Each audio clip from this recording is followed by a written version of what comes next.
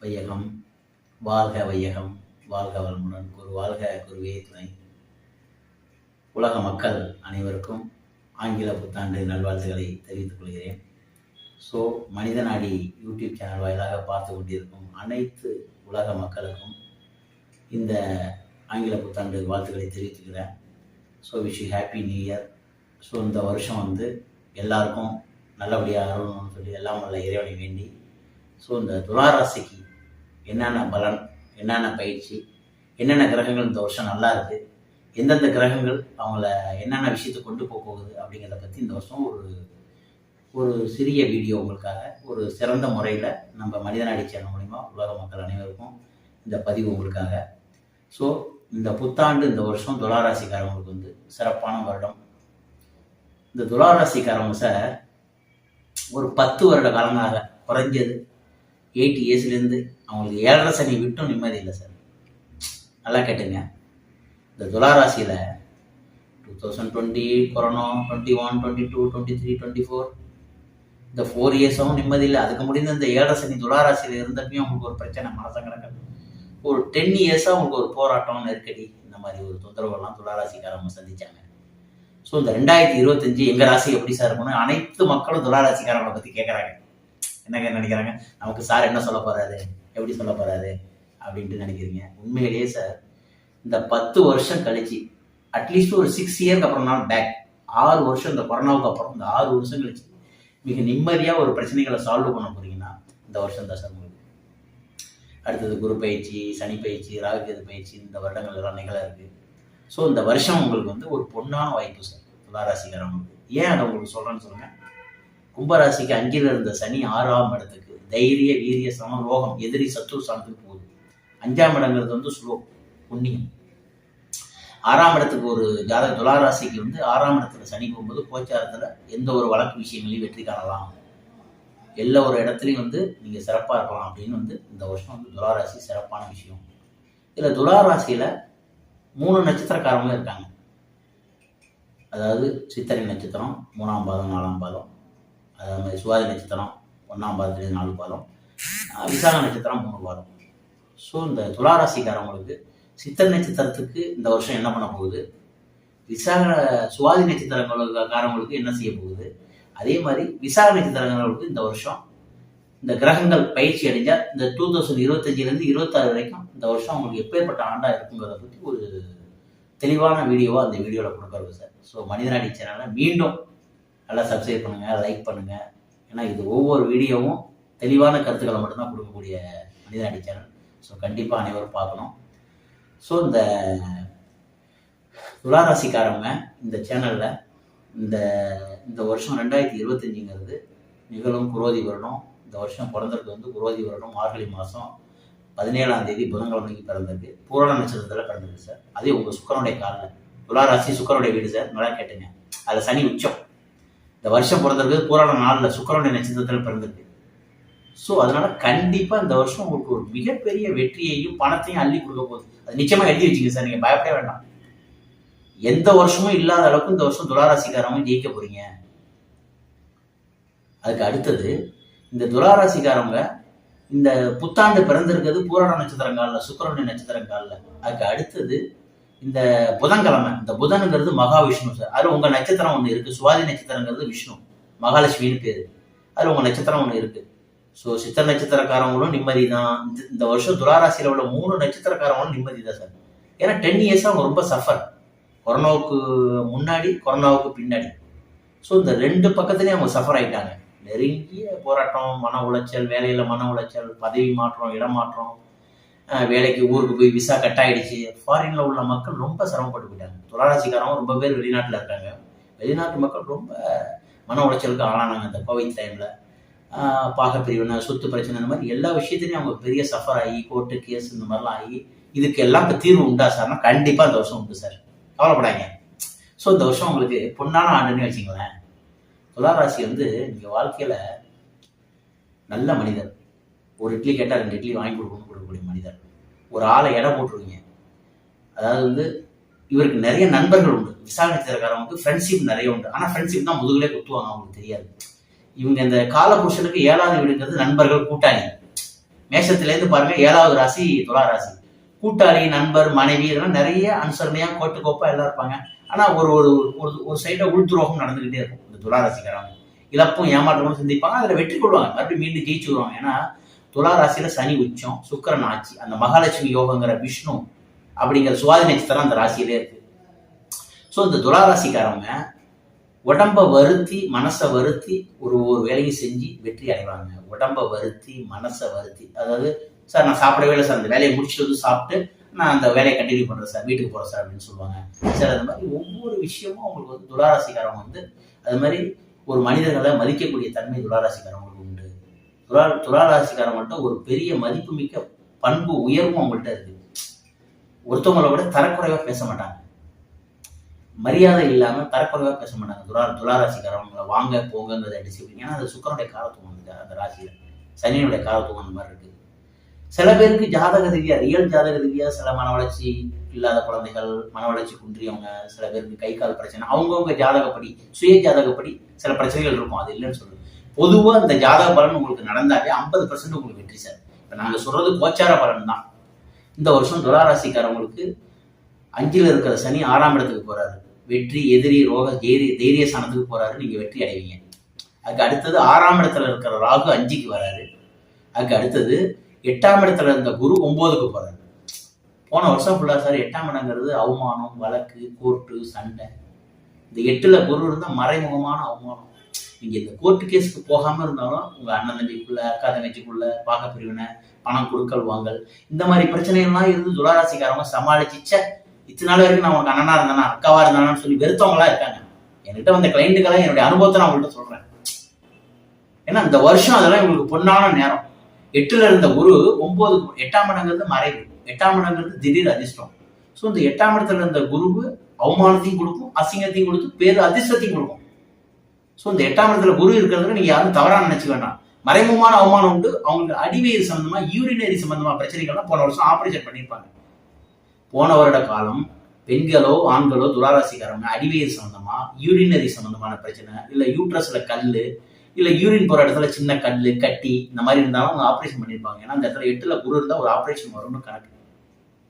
So போன வருஷம் முடிஞ்சது, கோவைத்தில் இருந்த பிரச்சனை முடிஞ்சது, எல்லாமே மீறி இந்த வருஷம் 2025 உங்களுக்கு சிறப்பான ஆண்டு தான் சார். 26 சிறப்பான ஆண்டு. அடுத்தது குரு 9, 10, 11க்கு வர்றது சிறப்பான ஆண்டு. இன்னும் 2.5 வருஷத்துக்கு குரு 6ஆம் இடத்துல இருக்கிறது உங்களுக்கு ஒரு சிறப்பான ஆண்டு சார். 10 வருஷம் பட்ட அவஸ்தைக்கு இந்த 2.5 வருஷத்துல எல்லாம் பேக் பண்ணிட்டீங்க சார். நீங்க ரெக்கவர் ஆகி ரிலீஃப் ஆகி சூப்பரா வந்துருக்கீங்க சார். கவலையப்படாதீங்க சார். இந்த வருஷம் உங்களுக்கு ஒரு பொன்னான நேரம், துளாராசிக்காரங்களுக்கு ஒரு பொன்னான நேரம். ஸோ இதுல எந்தெந்த காலகட்டம் நீங்க எப்படி எப்படி இருக்கணும், என்னென்ன ஆலய வழிபாடு செய்யணுங்கிறத சில முறைகளை சொல்றேன். அதை வந்து நீங்க இந்த வழிபாடு செஞ்சுட்டு வந்தீங்கன்னா சிறப்பா இருக்கும். இப்ப துளாராசிக்காரங்க வந்து சித்திரை நட்சத்திரம், அவங்க வந்து என்ன கோயிலுக்கு செய்யணும் அப்படின்னா, இந்த ஏப்ரல் மாசத்துக்கு அப்புறம் அவங்களுக்கு 8ல் இருந்த குரு 9க்கு போகுது. இது வரைக்கும் இப்போ 8ல் இருக்கு. இந்த 8ல் இருக்கிற குரு 9க்கு போகுது. அதே மாதிரி இந்த சனி 5ல் இருந்து 6க்கு போகுது.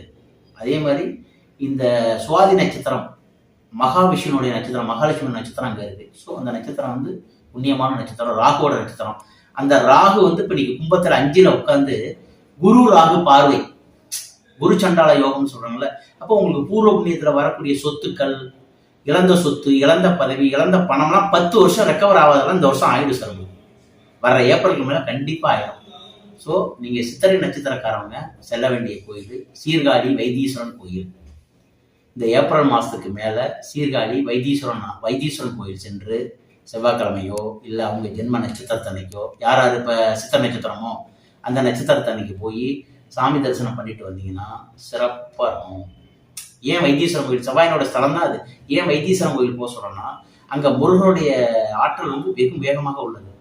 அது பக்கத்திலே சீர்காழி சாட்டைநாதர்னு இருக்கு, பைரவர், அஷ்டகால பைரவரோட கோயில். இந்த 2 கோயிலுக்கும் நீங்க போகணும். சீர்காழி வைத்தீஸ்வரன் கோயிலுக்கும் போகணும். சீர்காழி அருகில் வைத்தீஸ்வரன் கோயிலேருந்து 4 கிலோமீட்டர் தொலைவில் சீர்காழி செட்டைநாதர் கோயிலுக்கு நீங்க போகணும். அஷ்டகால பைரவர், அந்த பைரவர் ஸ்தலத்துல போனாவே உங்களுடைய கர்மா, ஏன்னா சனி உங்க ஜாதகத்துல தான் உச்சம், அதனாலதான் போய் உங்களை பைரவரை பார்க்க சொல்றேன். அங்க போய் ஏன் செவ்வாயை பார்க்க சொல்றேன், இந்த சித்திரை நேத்திரக்காரங்க செவ்வாயினுடைய சாரம், அதனால முருகனை போய் வணங்குங்க, வைத்தீஸ்வரன் கோயில் போங்க, தையல் நாயகியும் வைத்தியநாத சுவாமியும் வணங்கிட்டு வாங்க. அதுக்கு அடுத்தது ஏன் இந்த சாட்டைநாதரை போய் பார்க்க சொல்றேன்னா, இந்த காலபுருஷனுடைய தத்துவத்துல பைரவருடைய தத்துவம் வந்து கால சங்காரமூர்த்தி. உங்களுக்கு காலபுருஷன் 7ஆம் இடத்துல சனி உச்சம், துளாராசியில சனி உச்சம். ஸோ அதனால இந்த சனியினுடைய கெடுபலன்கள், கர்ம தொல்லைகள், இந்த மாதிரி எல்லாம் வந்து கர்மா நீங்கிறதுக்கு காலபைரவரை போய் வச்சுட்டீங்கன்னா எல்லாம் சரியாயிடும். ஸோ சித்திரை நட்சத்திரக்காரங்க கண்டிப்பா செல்ல வேண்டிய இந்த 2 ஆலயங்களை ஏப்ரல் மாசத்துக்கு மேல போங்க. முடிஞ்சா இப்ப கூட போகலாம், ஒன்றும் தவறு கிடையாது. ஏப்ரல் மாசத்துக்கு மேல குரு பயிற்சி ஆனதுக்கப்புறம் போறது வந்து சிறப்பான கோயில். துளாராசிக்காரங்க கல்யாணம் ஆகாத, குழந்தை இல்லாத தம்பதியர்கள் கட்டாயம் செல்ல வேண்டிய இந்த ஆலயம் 2மே. சார் எனக்கு திருமணமே முடியல, திருமணம் சரி போனா அங்க போனா பரிகாரம் பண்ண சார், கண்டிப்பா இந்த முறை சீர்காழி வைத்தீஸ்வரன் கோயில் போயிட்டு வாங்க, கண்டிப்பா திருமணம் முடியும். ஏன் அதை உங்களுக்கு சொல்றோம்னா, ஏன்னா இந்த துளாராசி சித்திரை நட்சத்திரக்காரங்களுக்கு தான் இந்த வேல்யூஷன் அதிகமாகுது. இந்த சனியினுடைய தாக்கம், ராகுகேதனுடைய தாக்கம், குரு பார்வை எல்லாமே இந்த துளாராசிக்காரங்களுக்கு சிறப்பா இருக்கு. ஏன்னா குரு வந்து 5ஆம் பார்வையா பார்க்குது, 9ஆம் பார்வையா குரு ராகு சேர்க்கை இருக்கு. ஸோ இந்த பார்வையெல்லாம் வந்து ஒரு மிகப்பெரிய கோடீஸ்வர யோகம் இந்த வருஷம். ஸோ நீங்க வைத்தீஸ்வரன் கோயில் போயிட்டு வந்தீங்கன்னா உங்களுடைய உடம்பு மனசு நல்லா இருக்கும், அப்படிங்கிறனால தான் அந்த கோயில் போயிட்டு வர சொல்லுவோம். அதுக்கு அடுத்ததா சுவாதி நட்சத்திரக்காரங்கள் செல்ல வேண்டிய ஆலயம். அவங்க வந்து சார் இயற்கையிலேயே ஒரு சாந்த தன்மை உடையவங்க. சுவாதி நட்சத்திரக்காரங்க அவங்க நல்லா சாப்பிடுவாங்க, நல்லா இனிப்பு ஐட்டம்னா அவங்களுக்கு ரொம்ப பிடிக்கும். நம்ம மகாலட்சுமி இனிப்புன்னா ரொம்ப பிடிக்கும் சார் அவங்களுக்கு. ஆனால் இளமையிலேயும் சரி முதுமையிலையும் சரி அமைதியாக இருப்பாங்க, பொறுமையாக பேசுவாங்க, சாஃப்டாக பேசுவாங்க. சித்திரை நட்சத்திரங்களோட கொஞ்சம் கோவப்பட்டு ஆக்ரோமா பேசுவாங்க. ஆனால் சுவாதி நட்சத்திரக்காரங்க அப்படி பேச மாட்டாங்க. நல்ல நேர்மையான மனிதர், உண்மையான மனிதர். ஏன் அங்கே நேர்மைன்னு அவங்களை சொல்ல வரேன்னா, அந்த ராசியில தான் சனியும் சுக்கிரனும் இருந்து, சனி வந்து தராசு நேர்மை, சனினா நீதிமான்னு பேர். அதனால தனி மனித ஒழுக்கம் அவங்கள்ட்ட இருக்கு சார். சுவாதி நட்சத்திரக்காரங்கள்ட்ட தனி மனித ஒழுக்கம் ரொம்ப ஃபாலோ பண்ணுவாங்க. ஸோ இவங்கெல்லாம் என்ன செய்யணும் அப்படின்னு சொன்னா, திருக்கோவிலூர் உலகளந்த பெருமாள், அதாவது விண்ணையும் மண்ணையும் அளந்து 3வது அடி எங்க வைக்கன்னு கேட்டப்ப என் தலையில வைன்னு சொன்ன ஊர் என்ன ஊரு? திருக்கோவிலூர் உலகளந்த பெருமாள். அந்த உலகளந்த பஞ்ச கிருஷ்ண சேசத்துல 5வது சேசனம் அது திருக்கோவிலூர்.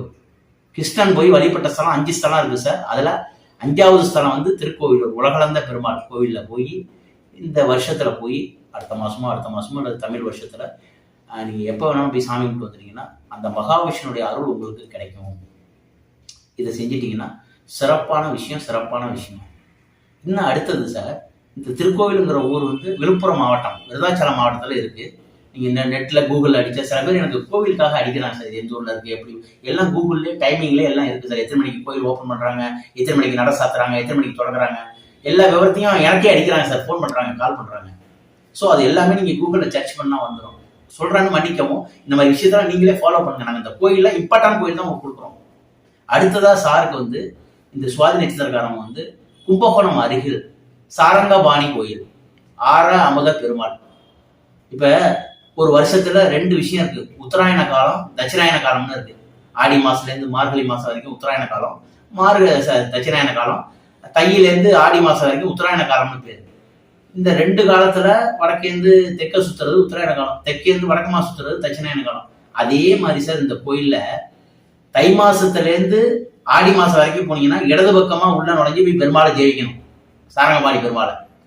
இப்ப ஆடியிலேருந்து மார்கழிக்குள்ள போனீங்கன்னா வலது பக்கமா போய் தான் ஜெயிக்கணும். ஒருத்தருக்கு இடம் தெரியாம வழி தெரியாம சுத்திக்கிட்டு இருக்காரு, என்னோட தொழில ஒரு மாற்றம் என்ன சார்னா இந்த கோயில போய் சாமி தரிசனம் பண்ணுவாங்க, உங்களுக்கு ஒரு மாற்றம் கிடைக்கும். ஏன் உங்களுக்கு சொல்ல, இதெல்லாம் அற்புதமான கோயில் சார். உலகத்துல இந்த மாதிரி கோயிலாம் நீங்க பார்க்க வைக்காது. இன்னைக்கு பராமரிக்க ஆள் இல்லை, கவனிக்க ஆள் இல்லை சார். நம்ம தமிழ்நாடு கண்ட புண்ணியம் உலகத்துல எந்த நாடும் காணல சார். உலக நாட்டுல நம்ம தமிழ்நாடு கண்ட புண்ணியம் எந்த நாடும் காணல சார். ஸோ இதெல்லாம் வந்து இந்த சுவாதி நட்சத்திரக்காரங்க ஏன் அங்க போக சொல்றான் அப்படின்னா, இது வரைக்கும் சார் 10 வருஷமா பிரச்சனையா இருந்தா நீங்க சொன்னது கரெக்டு தான், நான் என்ன பண்றது வழி தெரியாம, இந்த வழி தெரியாம இருக்கிறவங்க இந்த கோயில் போவோம். 6 மாசம் ஒரு வாசல், 6 மாசம் ஒரு வாசல், வாசலே திருப்பி விடாத, வாழ்க்கையே திருப்பி விடுற கோயில் அந்த கோயில். இதெல்லாம் ஒரு அற்புதமான ஆலயம் சார். சாமி பேர் வந்து ஆறாமத பெருமாள். அங்க கோசாலை இருக்கு, கோபூஜை இருக்கு, பசுமாட்டுக்கு எது வேணாலும் வாங்கி கொடுத்துட்டு வரலாம், சாமியை தரிசனம் பண்ணலாம், துளசி வாங்கி கொடுத்து சாமி தரிசனம் பண்ணிட்டு வரலாம், எது வேணாலும் உங்க கையில என்ன முடியுதோ சாமி தரிசனம் கும்பிட்டு வரலாம். அதே மாதிரி திருக்கோயில் உலகளந்த பெருமாள், விண்ணையும் மண்ணையும் அளந்த பெருமாள், 3வது அடி எங்க வைக்க, என் தலையில வைக்கன்னு சொல்லி கேட்டாரு. ஸோ அது மாதிரி அந்த ஊர்ல போய் சாமி தரிசனம் பண்ணிட்டு வந்துட்டீங்கன்னா சிறப்பான விஷயம், வெற்றி மேல் வெற்றி. இது வரைக்கும் சாதிக்க முடியாத ஏன் இந்த 2 கோயிலுக்கு உங்களை சுவாதினேஸ்வரர்களை போக சொல்றேன்னா, 6ல சனி உங்களுக்கு வரப்போகுது. இது வரைக்கும் உங்கள்கிட்ட கோர்ட்ல இருந்து பணம் வராது, கேஸ்ல இருந்து பணம் வராது, சொத்து பிரியாம இருந்தது, இது வரைக்கும் வழக்கில் இருந்த கேஸ் எல்லாமே ஜெயிக்க போறீங்க இந்த வருஷம். கம்மிங் இந்த 2.5 வருஷத்துல நீங்க எல்லாம் ஆட்டோமேட்டிக்கா வெற்றி அடைய போறீங்க. தொழில் தொடங்க, புதிய தொழில் தொடங்க போறீங்க. இது வரைக்கும் இதுவே ஆரம்பிக்கலாம்னு பயந்த குணத்தோட பயப்பட்டு இருந்தவங்களும் இந்த வருஷம் பயப்பட வேண்டியதில்லை, எல்லாமே நீங்க சிறப்பா செய்யலாம். ஸோ துலா ராசியில சுவாதி நட்சத்திரம் ஒரு மகிமையான நட்சத்திரம் எல்லாமே. ஆனா இவங்க ரொம்ப இனிப்பு சுவையை விரும்பி சாப்பிடுவாங்க சார். இந்த சுவாதி நட்சத்திரக்காரங்க இனிமையாவும் பேசுவாங்க, இனிப்பு சுவையை விரும்பி சாப்பிடுவாங்க. ஸோ அதுக்கு அடுத்ததா விசாக நட்சத்திரக்காரங்க. இது ஒரு ஆணோட நட்சத்திரம், அதாவது விசாக நட்சத்திரம் குருவோட நட்சத்திரம். செவ்வாய்க்கு எப்படி போர்க்கணும் இருக்கோ இது குருவோட நட்சத்திரம். இது பாக்குறவங்க இந்த விசாக நட்சத்திரக்காரங்க ஆள் பார்த்தா ஒரு உயர்ந்த மனிதன், மெலிந்த தேகம்னு சொல்றாங்கல்ல, ஒரு பிராமண மாதிரி இருப்பார் ஆள். எப்ப பார்த்தாலும் அவர் பார்த்தா ஒரு ஆச்சார அனுஷ்டானங்கள் ஃபாலோ பண்ணிக்கிட்டே இருப்பார். சித்திர நட்சத்திரமும் சரி, விசாக நட்சத்திரமும் சரி, ஒரு ஆச்சார அனுஷ்டானங்களை ஃபாலோ பண்ணிக்கிட்டு பூஜை புனஸ்காரங்கள். சுவாதி நட்சத்திரக்காரங்கள் சாமி கும்பிட்ட மாதிரி இருக்க மாட்டாரு, சாமி கும்பிடாத மாதிரி இருக்க மாட்டாரு, ஆனா அவர் எளிமையா இருப்பாரு. ஆனா இந்த சித்திர நட்சத்திரக்காரங்களும் விசாக நட்சத்திரக்காரங்களும் எந்த நேரமும் ஆச்சார அனுஷ்டானங்களை ஃபாலோ பண்ணுவாங்க. நெத்தியில விபூதி குங்குமம், டெய்லி கோயிலுக்கு போறது, சாமி கும்பிடுறது. ஏன்னா அந்த ராசியில சனி உச்சம், சுக்கிரன் ஆட்சி, மகாலட்சுமி அருள் டைரக்டா உள்ள நட்சத்திரம் சுவாதி. இவங்க 2 பேருக்கும் உண்டான அந்த ஆன்மீக விஷயங்கள் செய்யக்கூடியது 2 நட்சத்திரம். இந்த விசாக நட்சத்திரக்காரவங்க ஒரு இடத்துல போய் பேசிட்டாங்கன்னா அந்த காரியம் வெற்றி சார். ஒருத்தர் வேணான்னு தூக்கி போட்டாருன்னா அவர் காலி சார். விசாகம்னா புலி, ஒரு இடத்துல பாஞ்சாருன்னா அவர் அவுட்டு. பாய வேண்டாம்னு வந்துட்டாருன்னா அவர் அவ்வளவுதான், அந்த இடத்துக்கு போக மாட்டாரு. அவர் பிடிக்கலன்னா அந்த இடத்துக்கு போக மாட்டாரு சார். அவருடைய கேரக்டர் சொல்றேன். விசாக நட்சத்திரம் ரொம்ப உன்னதமான நட்சத்திரம், முருகனுடைய நட்சத்திரம். துலா ராசி நளினமா பேசுவாங்க. துலா ராசி விசாக நட்சத்திரம் இருக்காங்களா, அன்பா நளினமா இயற்கையா வாங்க சார், எப்படி இருக்காங்க, வீட்டுல எப்படி இருக்கீங்க, அம்மா அப்பா எப்படி இருக்காங்க, அப்படியே ஒரு சொந்த உறவினர் கூட கேட்க மாட்டாங்க, ஃப்ரெண்டுகள்லாம் அப்படி பேசுவாங்க. ஏன்னா துளாராசி விசாக நட்சத்திரக்காரங்களுக்கு ஒரு மிகப்பெரிய ஃப்ரெண்ட் சர்க்கிள் இருக்கு. துளாராசிக்காரவங்க மிகப்பெரிய நட்பு வட்டாரம் இருக்கு. அதுல இந்த விசாக நட்சத்திரக்காரவங்க மிகப்பெரிய நட்பு வட்டாரம் இருக்கு. எளிதில் இயற்கையா சுவாதி நட்சத்திரம் கவராது, சித்திர நட்சத்திரம் கவராது. சித்திர நட்சத்திரம் கோவப்படுறோம். ஆனா இந்த விசாக நட்சத்திரம் நிறைய ஃப்ரெண்டுகளை வச்சிருப்பாங்க, நிறைய நண்பர்கள், நிறைய பெண் தோழிகள், நிறைய ஆண் நண்பர்கள். இது மாதிரி மனைவி கிட்டையும் நல்ல அண்டர்ஸ்டாண்டிங் நடப்பாங்க. எல்லா விஷயமும் அவங்களுக்கு இருக்கும். இதுல என்ன ஒரே ஒரு மைனஸ் பிளஸ் அப்படின்னா, இந்த விசாக நட்சத்திரக்காரங்களுக்கு காது இஎன்டி பிரச்சனை வரும் சார். காதுல அழுக்கு, தொண்டை சைனஸ் ப்ராப்ளம், காதுல சளி, தலையில சளிங்கிற பிரச்சனை மட்டும் உங்களுக்கு வரும். சுவாதி நட்சத்திரக்காரங்களுக்கு அந்த சளி தொந்தரவு கண்டிப்பா வரும். சித்திர நட்சத்திரக்காரங்களுக்கு ரத்தம் மட்டும் பிரச்சனை சார். ரத்தம் மட்டும் ஏதாவது பிளட்ல ஏதாவது பிரச்சனை, பிளட் சம்மந்தப்பட்டது, அது இல்லைன்னா மூச்சு குழாய் சம்மந்தப்பட்டது, அதாவது மார்பு சம்மந்தப்பட்ட பகுதி, இதை மட்டும் தான் உங்களுக்கு தொந்தரவு கொடுக்கும். ஆனா இந்த 10 வருஷமா அவங்க இந்த டிசீஸ், இந்த பிரச்சனை எல்லாம் ரெக்கவர் ஆகி வந்துட்டாங்க. கடைசியா இந்த வருஷம் இந்த 8ல குரு இருக்கிற வரைக்கும் அவமானமும் அசிங்கமும், மறைமுக அவமானம், மறைமுக அசிங்கங்கள்லாம் அவங்க பட்டுட்டு இருக்காங்க. பெரிய விஐபியா இருப்பாங்க, பெரிய பணக்காரராக இருப்பாங்க, மறைமுகமான மனைவிக்கிட்டே ஒரு போராட்டமா இருக்கும். வீட்டுக்குள்ளேயே ஒரு போராட்டம், மறைமுக எதிர்ப்பு, மறைமுக அவமானம், வெளியில சொல்ல முடியாம அவர் வெளியில வருவார். இப்போ ஒரு கட்சிக்காரர் இருக்கட்டும், ஒரு மினிஸ்டரா இருக்கட்டும், மனைவி கிட்ட உள்ள பிரச்சனை வெளியில வந்து அவர் கும்பிடுவார், எல்லாம் பண்ணுவார். ஏன் இதை சொல்ல வரேன்னா, இது துளாராசியோட இயற்கை. அவர் விசாக நட்சத்திரம் உண்மையிலேயே நட்பு வட்டாரத்துல நல்ல பழகக்கூடிய நண்பர்கள். அதே மாதிரி இந்த 1 வருஷமா நட்பு வட்டாரம் அவரை பாதிச்சு அவர் விலகி நிற்கிறாங்க. மறுபடியும் மீண்டும் ஒன்று கூடிடுவாங்க, கவலைப்படாங்க. உங்க நட்பு வட்டாரம் மீண்டும் விலகும், மறுபடியும் நல்லா இருக்கும், எல்லாம் சிறப்பா இருப்பீங்க. ஸோ துளாராசிக்காரங்க விசாக நட்சத்திரம் செல்ல வேண்டிய கோயில் இந்த 2 ஆலயங்களும் முக்கியமான ஆலயம் சார். கண்டிப்பா இந்த விசாக நட்சத்திரக்காரர் போகணும். இவங்க எந்த கோயிலுக்கு போகணும் அப்படின்னு சொன்னா, திருவிடைக்களி, திருக்கடையூர் அபிராமி கோயிலுக்கு பக்கத்துல உள்ள திருவிடைக்களி முருகன். சிவபெருமான் முன்ன இருப்பாரு, முருகன் முன்ன இருப்பாரு, சிவபெருமான் பின்ன இருப்பாரு. எப்படி பாருங்க, சுவாமி மேலையில மகன் மேல இருப்பாரு, தந்தை சிவன் கீழே இருப்பாரு. இந்த ஊர்ல போய் பாருங்க, திருவிடைக்களியில மகன் முன்ன இருப்பாரு, தந்தை பின்ன இருப்பாரு. ஓமன் பிரணவ வடிவத்துல அந்த கோயில் இருக்கும். அந்த போய் கோயிலோட விமானத்தை அந்த மூலஸ்தான விமானத்தை பாருங்க, பருந்து மாதிரி இருக்கும் அந்த விமானம். உலகத்துல இந்த மாதிரி ஆளு நீங்க திருவிடைக்களி போய் காலை வச்சுட்டு வந்தாவே சார், உங்க விஷயத்துல இந்த பழையன கழிதல் புதியன பூதல்னு சொல்லுவாங்க. திருவிடைக்களியில போனாவே சார் நீங்க வெற்றி. இந்த விசாக நட்சத்திரக்காரங்களும் சரி, துளாராசியில பொறுத்த அத்தனை பேரும் சரி, திருவிடைக்களியில போய் சாமி தரிசனம் பண்ணிட்டு வந்துட்டீங்கன்னா சிறப்பான வெற்றி, சிறப்பான நாள் அவங்களுக்கு. இந்த 8ல குரு முடிஞ்சு 9ல குரு மிதனத்துக்கு போனதையும் அவங்க ராசியை பார்ப்பாங்க. அவங்க ராசியை பார்க்கறது ஒரு அபார புண்ணியம். இந்த ஒரு வருஷம் அவங்க பட்ட 10 வருஷம் பட்ட கஷ்டத்தை இந்த ஒரு வருஷத்துல ரெக்கவர் பண்ணிக்குவாங்க. அது போன வருஷம் பட்ட மறைமுக அவமானம், மறைமுக கஷ்டங்கள், மறைமுக இன்னல்கள், அண்ணன் தம்பி, மனைவி, மக்கள், அத்தை, மாமன், உறவு, சொந்த பந்தங்கள், இதெல்லாம் மறைமுக அவமானத்தெல்லாம் அவங்க இந்த வருஷம் ரெக்கவர் பண்ணிக்குவாங்க. ஸோ இந்த திருவடைக்களி முருகன் கோயில போய் சாமி தரிசனம் பண்ணிட்டு அவங்க விசாக நட்சத்திரத்தை அன்னைக்கு போறது நல்லது. இல்லாட்டி அவங்க பிறந்த கிழமையில போய் சாமி தரிசனம் பண்ணிட்டு வர்றது ரொம்ப நல்லது. இப்படி பண்ணிட்டு வந்துட்டீங்கன்னா இந்த வருஷம் அவங்களுக்கு சூப்பரான ஆண்டு. இன்னொரு ஆலயம், அவங்க போக வேண்டிய ஆலயம் வந்து திருவடை அழகாபுதூர் முருகன் கோயில். அது வந்து எங்க இருக்குன்னா நாச்சியார் கோயில் பக்கத்துல இருக்கு. நாச்சியார் கோயில் அருகில், அதாவது வந்து மருதாநல்லூர் அருகில் அழகாபுதூர் முருகன் கோயில்னு பேரு. அதுக்கு பேரு படிக்காசு நாதர். உலகத்திலே எங்கேயுமே நீங்க போய் பார்க்க முடியாது அந்த கோயில். சங்கு சக்கரத்தோட முருகன் இருக்குது. பெருமாளுடைய அம்சத்துல முருகன் இருக்கக்கூடிய ஒரே ஸ்தலம் அதாங்க. பெருமாள் ஸ்தலம் வந்து சங்கு சக்கரத்தோட, அபயகரன் 6 முகத்தோட இருப்பாரு, 12 கரத்தோட இருப்பாரு. சங்கு சக்கரத்தோட, பெருமாளுக்கு மட்டும்தான் சங்கு சக்கரத்தோட இருக்கக்கூடிய ஸ்தலம் இந்த படிகாசு நாதர். சார், நான் ₹1 கூட என்னால, ஒரு வாக்கியசி கூட வழி இல்லை சார், ஒரு படி காசு கூட என்னால சம்பாதிக்க. அந்த படிகாசு நாதரை போய் ₹1 காசு வச்சு வணங்கிட்டு வந்தீங்கன்னா உங்கள் வாழ்நாள் முழுவதும் வெற்றி வெற்றி வெற்றி. அழகாபுதூர் முருகனை கும்பிட்டு வந்தீங்கன்னா குழந்தை இல்லாமங்களுக்கு கண்டிப்பா குழந்தை பாக்கியம். அந்த குழந்தைய பார்த்தா பாலமுருகன் சார், சங்கு சக்கரத்தோட. குழந்தை இல்லை சார் அப்படின்னு போனா அந்த குழந்தைய வந்து ஒருத்தவங்க பிரச்சனையை கூட சால்வ் பண்ணக்கூடிய இடம் அந்த இடம் அழகாபுதூர். அந்த சாமியோட பேரு படிகாசுநாதர். சாமிக்கே வந்து படி காசு வச்சுதான் அபிஷேகம் பண்ணி, டெய்லி அபிஷேகம் பண்றப்ப காசு போட்டு அபிஷேகம் பண்ணி தான் பண்ணுவாங்க.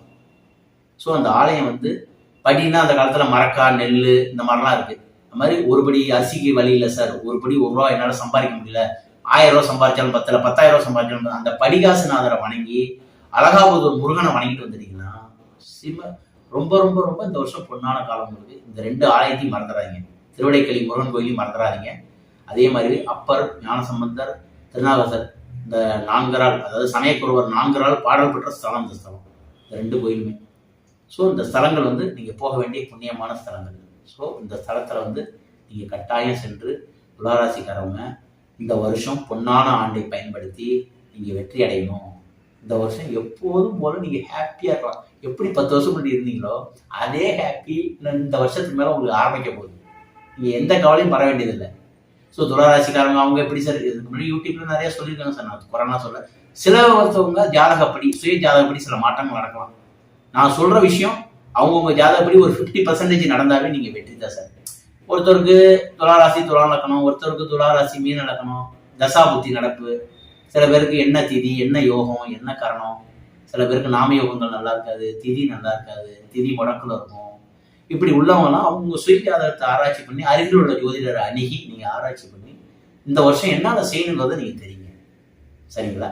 ஸோ இந்த வருஷம் வந்து உங்களுக்கு ஒரு பொன்னான வாய்ப்பு. இந்த வாய்ப்பை மிஸ் பண்ணிட்டாங்க. துளாராசிக்காரவங்க இயற்கையிலையும் சரி, நளினம், கவர்ச்சி, ஆடம்பரம், அவங்களுக்குன்னு ஒரு ட்ரெஸ் போட்டு போனாங்கன்னு தனியாக தெரியும் சார் துளாராசிக்காரங்க. ஏன்னா அது சுக்கரனுடைய வீடு. அந்த இடத்து துளாராசிக்காரவங்களை இருக்கிற காலபுருஷனுடைய வீட்டிலே சார் மல்லிகை பூன்னு சொல்லியிருக்காங்க. இந்த பெட்ரூம்ல யூஸ் பண்ணுவாங்களா சார், ஃபர்ஸ்ட் நைட்ல சாந்தி முகூர்த்தத்தில் அவங்க எப்படி இருப்பாங்கன்னா அது மாதிரி தான். அந்த மல்லிகை பூ வாடம், செண்டு, ஜவ்வாது, வாசனை, திரவியங்கள், அது மாதிரி கோயில் சம்மந்தப்பட்ட விஷயத்துல ஆன்மீகம், கோயில் புனஸ்காரங்கள், பூஜைகள், அதே மாதிரி வந்து எல்லா இடத்துலையும் அவங்க வந்து சாமி இல்லைன்னு சொல்லாத ஒரே ராசி இவங்க மட்டும்தான் சார். உலகத்திலே தெரிஞ்சு இந்த 12 ராசியில சாமி இருக்குன்னு சொல்ற, இல்லாத ராசின்னு சொல்ற, பேசுற ராசி எல்லா ராசியும் இருக்கு. ஆன்மீகம் இல்லை சார் அப்படின்னு சொல்லக்கூடாத ராசி இந்த ராசி மட்டும்தான் சார். தனுசு ராசிக்காரங்க தான் சாமி இருக்கும்பாங்க, மற்ற ராசிக்காரங்க சாமி இருக்கும்பாங்க, சில ராசிக்காரங்க சாமி இல்லைன்னு சொல்லுவாங்க. கடவுளே இல்லை சார், நான் கடவுளே போக மாட்டேன் அப்படின்னு. இவங்க அப்பா காலத்திலேயோ தந்தை காலத்திலேயோ அவங்களுடைய முன்னோர்கள் காலத்திலேயோ ஆதி காலத்திலேருந்து பூர்வ புண்ணிய ஸ்தானங்கள். ஏன்னா ஏன் இந்த உங்களுக்கு கடவுள் மறுப்பு இல்லைன்னு சொல்ல மாட்டாங்கன்னு ஒரு காரணத்தையும் உங்களுக்கு சொல்றேன், நீங்க அப்பதான் உங்களுக்கு புரியும். காலபுருஷனுக்கு வந்து 7ஆம் இடங்கிறது வந்து கூட்டாளி, நண்பர். அந்த இடத்துல சனி உச்சம், சுக்கரன். ஸோ அந்த சுக்கரன் சனி இயற்கை ஒரு ஜாதகத்தில் இருந்தாலே அது மகாலட்சுமி யோகம் சார். அந்த வீட்டுல எந்த கிரகம் இருந்து தசை நடத்தினாலும் நன்மை செய்யும். துளாராசியில ஒரு கிரகம் இருந்து தசை நடத்துதுன்னா நன்மை செய்யும். அவருக்கு அந்த தசை, அந்த லக்கணத்துக்கு என்ன தசையும் பார்த்துக்கணும். ஸோ இந்த புத்தாண்டை நீங்க எப்போதும் போல ஜாலியா கொண்டாடணும். இந்த மீண்டும் மனிதநாடி சேனல் பார்த்துட்டு இருக்கிற அத்தனை உலக மக்களுக்கும் விஷ் ஹாப்பி நியூ இயர், புத்தாண்டு வாழ்த்துக்களை தெரிவிச்சுக்கிறேன். அடுத்ததான் இன்னொரு புத்தாண்டு வருது, புது பொங்கல் திருநாள் வாழ்த்து வருது, அதையும் நீங்க கண்டு கழிக்கணும். அந்த வாழ்த்துக்களையும் தெரிவிச்சுக்கிறேன். ஆங்கில புத்தாண்டு வெள்ளையரோட புத்தாண்டு, அதாவது பிரிட்டிஷ்காரோட புத்தாண்டு. நம்மளுடைய தமிழ் திருநாளுங்கிறது வந்து பொங்கலுடைய திருநாள் தான். ஜல்லிக்கட்டுங்கிறது தமிழுடைய வீரம் இல்லையா? அதனால தமிழ் புத்தாண்டை, தமிழ் வருஷத்தை நீங்க கொண்டாடணும். தமிழ் திருநாளை, தை திருநாளை நீங்க கொண்டாடணும். தை திருநாளுங்கிறது வந்து உத்தராயண காலத்தின் முதல் நாள், மகர சங்கராந்தின்னு சொல்லுவாங்க இந்த நேரத்தில்.